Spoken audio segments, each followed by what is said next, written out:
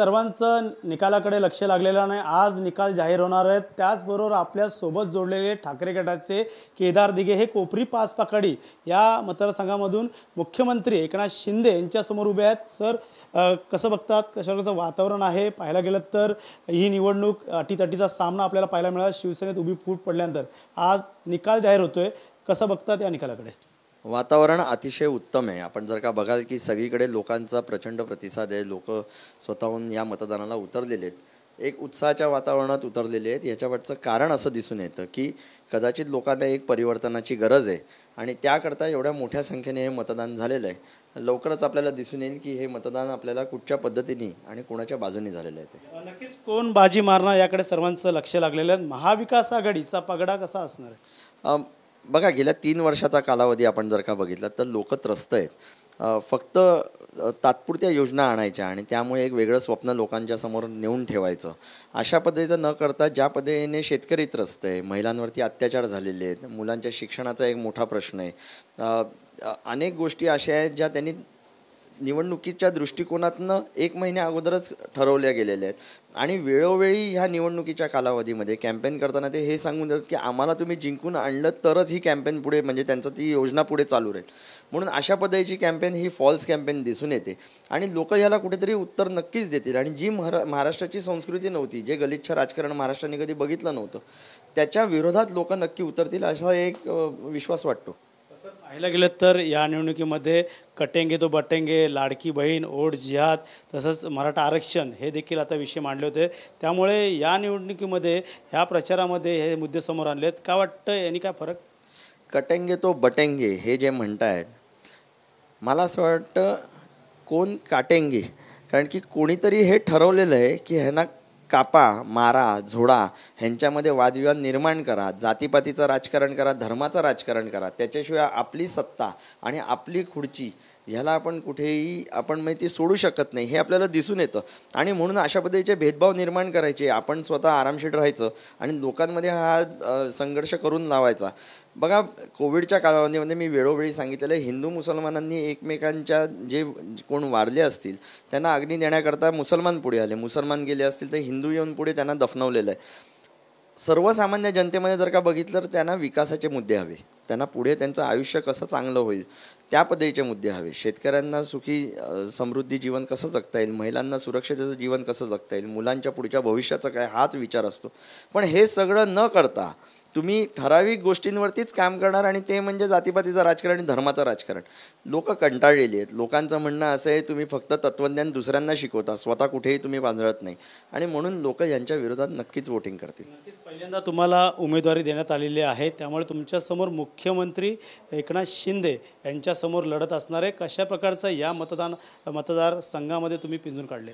बघा, दिघे साहेबांचा पुतण्या असल्या कारणाने लोकांची ह्या दिघे या नावाप्रती एक वेगळी आत्मीयता आहे. दिघे साहेबांचे असलेले संबंध आणि उभं आयुष्य दिघे साहेबांनी लोकांमध्ये काढलेलं आहे. आणि म्हणून असं ठरवलं गेलं की कुठेही रथयात्रा न काढता आपण पदयात्रा काढू आणि जनसंवाद साधू.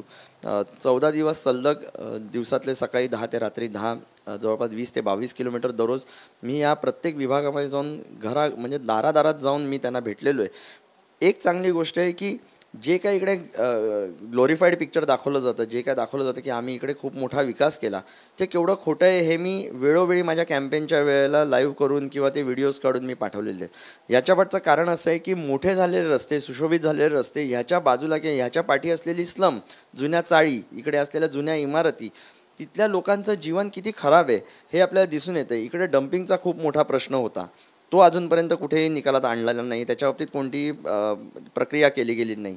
इकडे MIDC सर्वात मोठी आहे. इकडे मुलांच्या रोजगाराचा प्रश्न आज त्या 23 वर्षात सोडवला गेला नाही. इकडे लहान मुली आणि महिलांवरती अत्याचार होतात, त्या बाबतीत कोणी काही बोलत नाही. इकडे एवढी मोठी लोकसंख्या असून इकडे मल्टी सुपर स्पेशालिटी हॉस्पिटल नाही.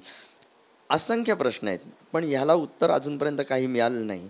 रस्ते बनवतात हे म्हणतात आम्ही डेव्हलपमेंट करतोय, पण त्याच्यामध्ये होणारे खड्डे हे गृहीत धरूनच तुम्ही डे वनला टॅक्स पेअर्सचा पैसा हा प्रोव्हिजन म्हणून ठेवला जातो की तिकडे खड्डा पडला की आपण बुजवू.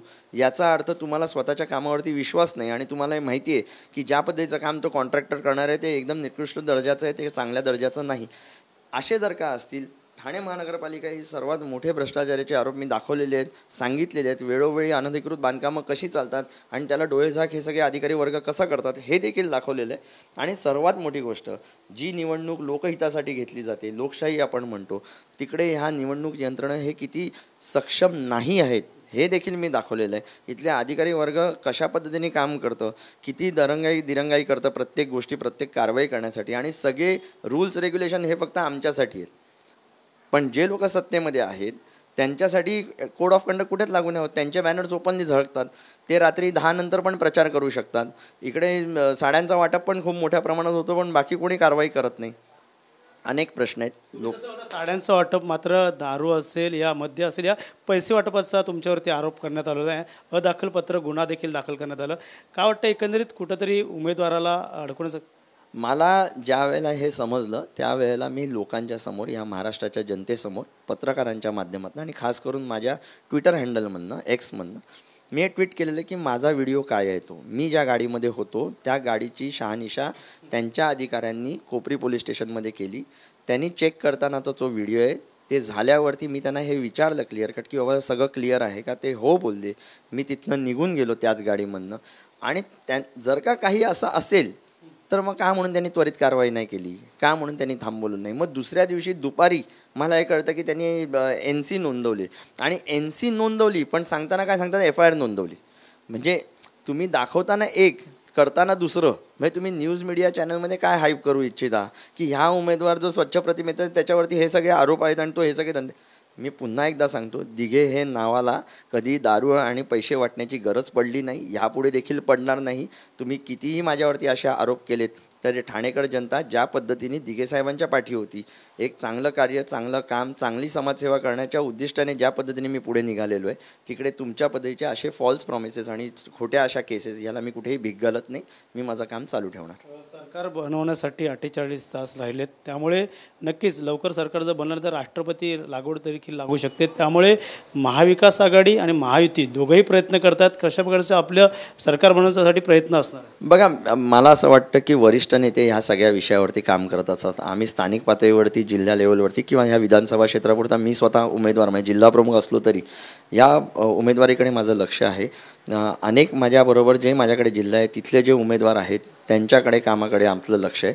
म्हणून वरिष्ठ काय डिसिजन घेतात किंवा काय निर्णय घेतात हा सर्वस्वी त्यांचा निर्णय, पण जो निर्णय ते घेतील हे मला खात्री, आणि माझ्यासारख्या असंख्य महाराष्ट्रातील नागरिकांना खात्री आहे की तो लोकहिताचा राहील. आणि म्हणून महाविकास आघाडीवरती विश्वास ठेवून महाविकास आघाडीचे जास्तीत जास्त उमेदवार जिंकून येतील याची देखील सरकार भेटेल. 100% भेटेल. स्थिर सरकार यायलाच पाहिजे, कारण की कुठे ना कुठेतरी लोकांना एक असं वाटतं की एक चांगला चेहरा, एक चांगली प्रतिमा जी उद्धव साहेबांच्या काळात उद्धव साहेबांची होती आणि कुठेही लोकांची जीवितहानी न होता चांगल्या पद्धतीने, जरी ते म्हणतात त्यांना स्वतःला बरं नसताना योग्य त्या पद्धतीने यंत्रणा चालवणं हे त्यांनी आपल्याला दाखवलेलं आहे.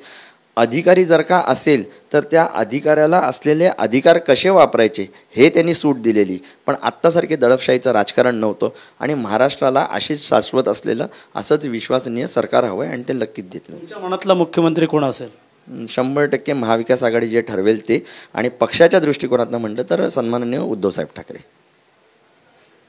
नक्कीच हे होते केदार दिघे. त्यामुळे येणाऱ्या काळात पाहायला गेलं तर महाविकास आघाडी ची लढत जी आहे ते महायुतीसोबत आहे. त्यामुळे नक्कीच येणारा मुख्यमंत्री कोण असेल. मात्र कोपरी पाचपाकडी या मतदारसंघातून पाहायला गेलं तर केदार दिघे हे ठाकरे गटाचे उमेदवार आहेत आणि त्यांच्यासमोर मुख्यमंत्री एकनाथ शिंदे यांची लढत आहे. त्यामुळे दोघांची काटेकी टक्कर या ठिकाणी आपल्याला पाहायला मिळणार आहे.